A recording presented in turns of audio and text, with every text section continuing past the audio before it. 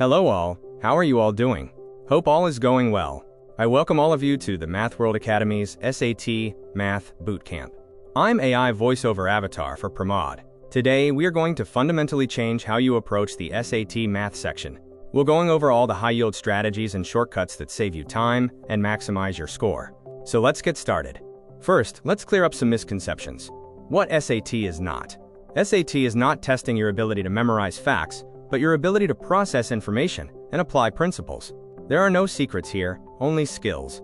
There are no magic tricks, only a deep understanding of core knowledge. You can't cram for this test. Instead, you have to build a foundation. It's not a test of facts, nor does it rely on tricks or secrets. It's about doing, not just knowing.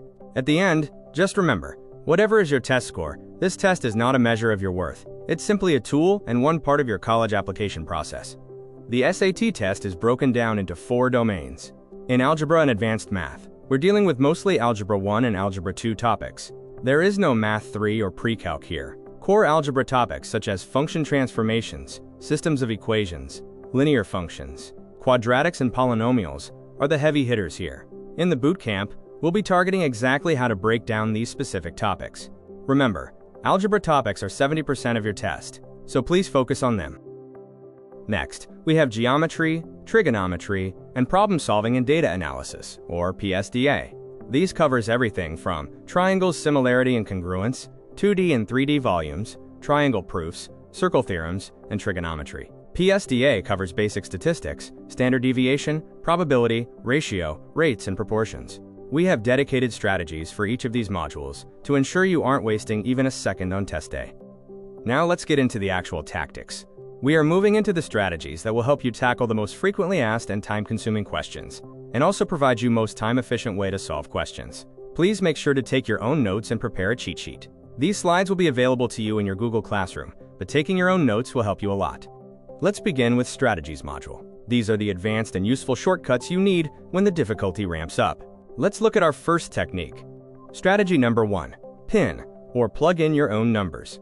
You want to use this when you are asked to simplify an expression, or when both the question and the answer choices contain exactly the same variables. Here is how you execute the pin strategy.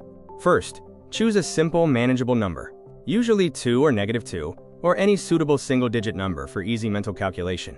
Second, plug that number into the original question and then into all of your answer choices. The option that matches exactly is your correct answer.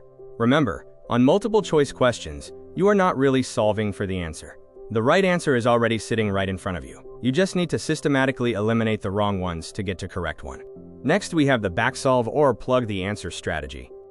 Backsolve is known as plug the answers. Anytime you're stuck on how to set up an algebra equation and don't understand the problem completely, just use the multiple choice options to your advantage. A pro tip here, always start by plugging in option B or option D. Because the answers are usually in numerical order, testing the middle values first quickly tells you if you need to go higher or lower. Plug the choice back into the question, see if the math makes sense, and eliminate what doesn't. Our next strategy is to grouping and solve. The SAT loves to give you massive, complicated expression. Do not panic. Instead, look for repeated expressions like x plus y or 2x plus 4y group. Then, instead of distributing and expanding everything, just isolate that entire group. Sometimes it's easier to replace the group with another variable. Just substitute it with a temporary variable. Treat the whole group as a single piece, and then solve. Next related strategy is solving for the expression, instead of solving for x. This is one of the most powerful time savers on the test. The SAT trap is first solving for x and y individually, and then substituting in the asked expression. That's the slow path. SAT doesn't expect that. The fast way is to manipulate the equations directly to isolate the entire target expression at once. Always look at the structure, not just the variables. Ask yourself, why is SAT asking for this specific expression? What's so special about it? That expression will surely appear somewhere inside the questions itself. Mastering the SOE strategy involves analyzing the structure, grouping and manipulating the equations, and focusing on the target expression rather than individual variables. It is an efficient way to enhance your performance. Now, let us understand how to match coefficients of like terms. This is a powerful technique for when you have a single equation with too many variables. You trigger this strategy when you see one equation with many variables, or when the question asks you to find a specific constant. The process is simple.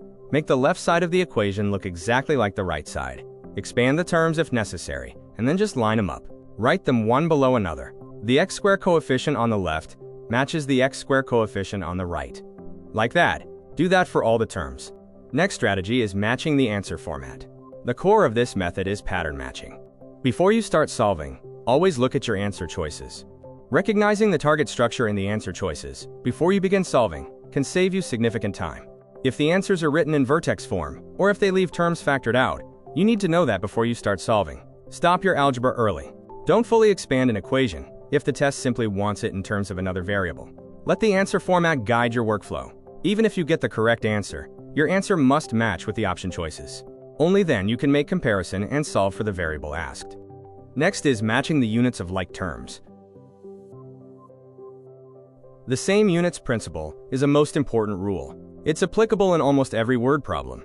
Gist is, if you are adding or subtracting terms in an equation, every single term must have the exact same unit. If A plus B equals C, and A is in dollars, then B must be in dollars, and C must be in dollars.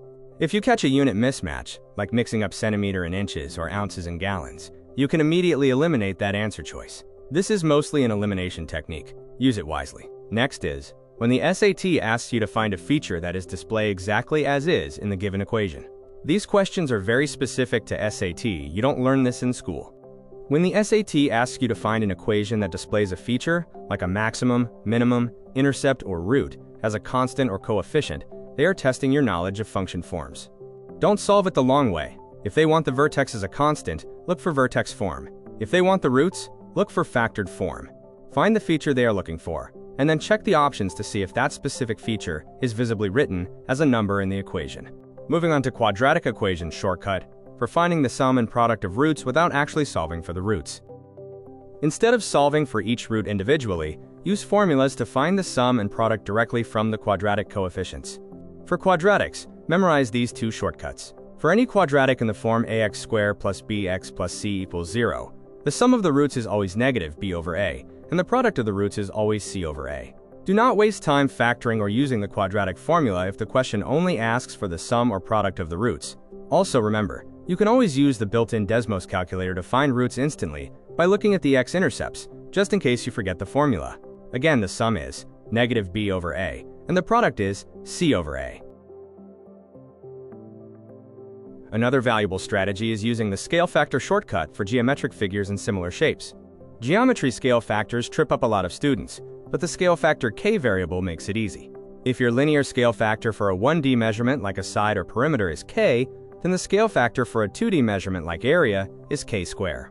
For a 3D measurement like volume, it's k cubed. The main technique is, always find the linear scale factor k first, and then you can instantly scale up to area scale factor or volume scale factor. Don't get caught in the trap of doubling the volume, just because the sides doubled. Next is complementary angle shortcut, for trigonometry. Here, remember that the sine of one angle is equal to the cosine of its complement. Anytime if you see a question combining sine and cosine, remember the complementary angles shortcut. If angle A and angle B add up to 90 degrees, then the sine of A equals the cosine of B. The converse is also true. If the question tells you that sine of 3x plus 5 equals cosine of x minus 6, you immediately know those two angles add up to 90 degrees. Set up that equation and solve. Next, let's look at a shortcut for standard deviation. Here is the best part. You will never have to calculate standard deviation by hand on the SAT. You only have to compare data sets. Standard deviation simply measures how spread out the data is. If the data points are clustered and compact, the standard deviation is low. If the data is spread far apart, the standard deviation is high. Just look at the visual shape of the data and choose accordingly. And that wraps up our core strategies. Review these techniques, practice applying them to real questions, and you will see a massive difference in both your speed and accuracy. Thanks for watching. Keep doing great and keep practicing. During the bootcamp, if you have any questions, don't hesitate to reach out to us at info@mathworldacademy.us. Take care and have a good day.